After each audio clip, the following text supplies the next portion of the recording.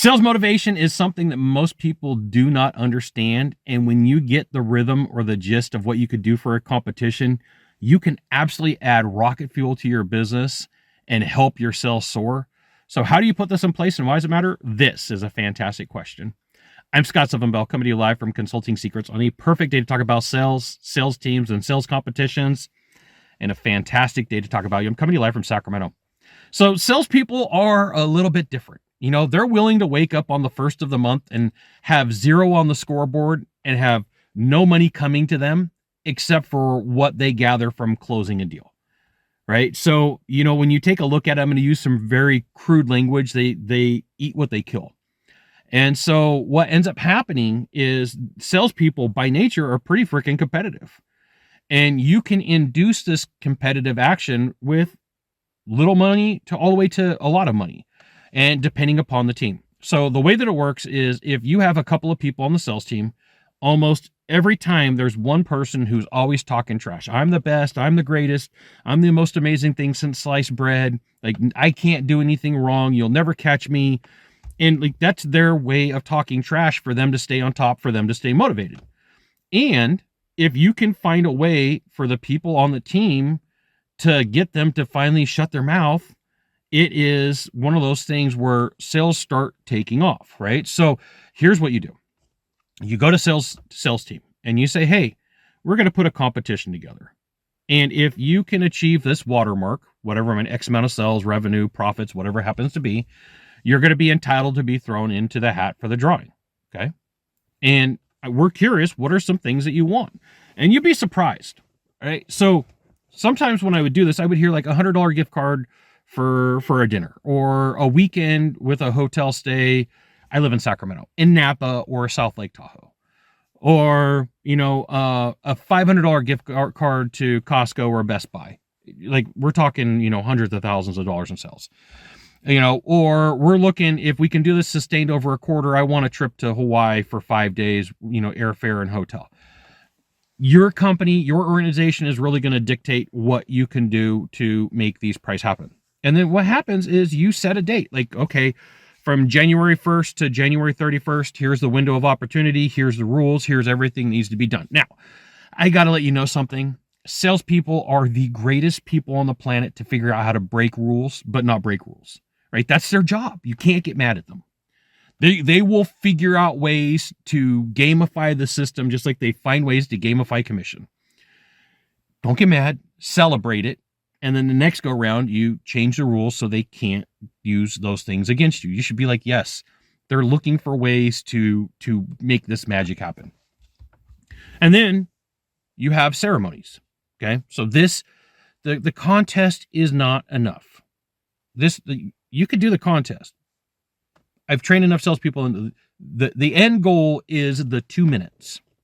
All of this work is done for 2 minutes of primetime trash talking. Okay. So here's the way that it works. The person who wins gets to come up and give a acceptance speech. You're going to want to put rules around what they can and can't say in the acceptance speech. So I put the rule in place, no cursing. I put the rule in place, no calling anybody out individually. Those were the only 2 rules that I had. No cursing, no calling anybody out individually. You could talk about all the trash that you want, all the trash talking you want. You can stand on the chair, you can stand on the stage, but what you can't do is call somebody out individually, call them names, make fun of them. But you could talk anything else that's trash, like I'm the best, I'm the greatest thing since sliced bread. And, you know, the amount of momentum that a contest between salespeople creates is, when done right, is amazing. So you can scale this. Like, by the month, it could be a couple $100. By the quarter, it could be, you know, $500, $600, $700, $800. By the year, it might be something a couple of thousand. You know, a standard basic Rolex watch, I think, is like $7,500 these days. There's a lot of sales dudes that would love to be wearing a Rollie, right? They go into like, hey, look, I got my Pepsi on, or I've got my whatever Rolex happens to be. I got my Hulk. I've got whatever it happens, whatever the watch flavor is that they're trying to achieve. But you take a survey, like, what is it that you would all want to compete for? And you're gonna hear some wild things thrown out. the cool thing is, as an ancillary item, is when you hear these are the things that salespeople want to achieve, it's the opportunity for you to help that salesperson set a goal, and then help them set a stretch goal. So in a lot of industries that I work in, $1.5 million in sales is a good number. 2.5 million is significant. 4 million is like fantastic. So if you went to the sales dude and said, hey, in the meeting, you said you want a trip to Tahiti for 7 days.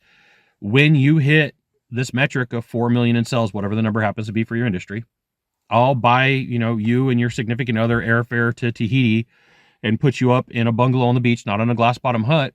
But if you hit this number, I'll put you in a glass bottom hut. Right. And so you are going to have people who are hungry. You are going to have people who are willing to do more. It's motivation. If you've never been in sales, I get it. You're like, well, why can't the salesperson just do it? Because sometimes they just need that thing held over their head saying, if you can't hit this, you're not going to, it is motivation.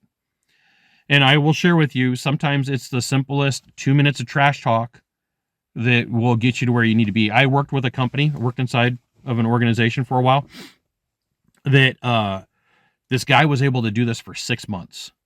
And when he got taken down, it was like the greatest story.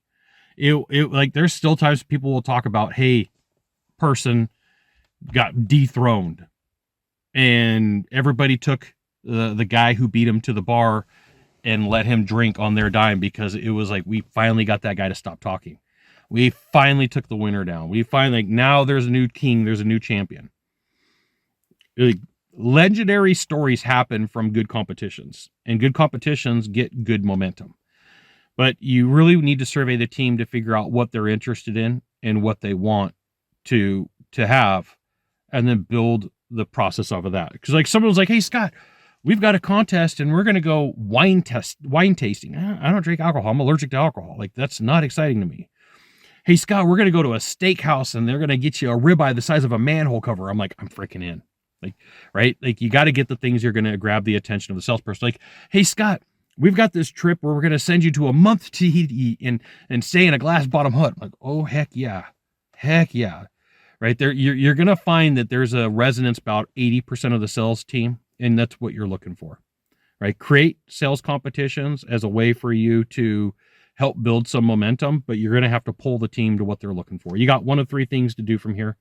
Just one of three. Find the subscribe button, click on it, and every time I send out a video, you'll get an update. 2, hit follow. 3, share this video with a friend. We'll see you soon. Thanks for watching.